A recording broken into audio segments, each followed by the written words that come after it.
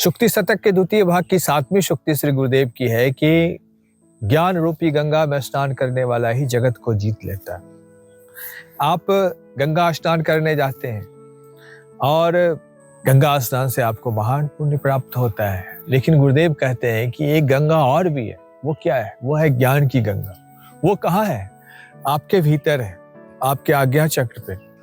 जहाँ हम कहते हैं ना गंगा यमुना सरस्वती का संगम होता है, वो आपके आज्ञा चक्र पे है।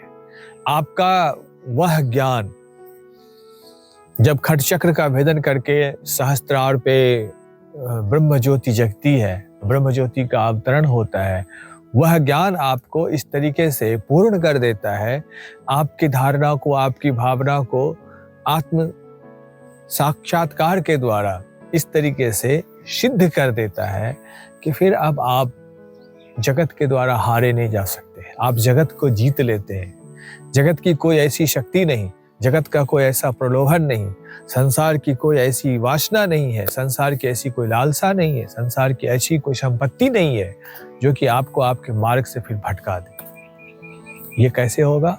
ये तभी होगा जब वह ब्रह्म ज्योति, वह पर ब्रह्म का प्रकाश आपके अंतर को, आपके तन मन को सराबोर कर दे, आपको अपने ज्ञान से भर दे।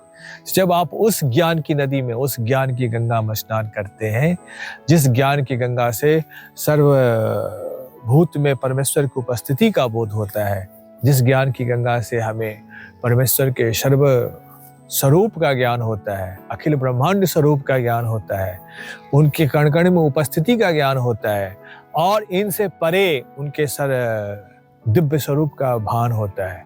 जब हम इन सभी अवस्थाओं का सभी अवस्थाओं को हम जब आत्मसात कर लेते हैं तो फिर कहा जाता है कि हमने ज्ञान की गंगा में डुबकी लगाई है। और वो ज्ञान की गंगा में डुबकी हमें पूर्णतया पवित्र कर देता है और साथ ही हमें इस काबिल बना देता है कि हम जगत को भी पवित्र कर सके। वही जगत जेता होते हैं।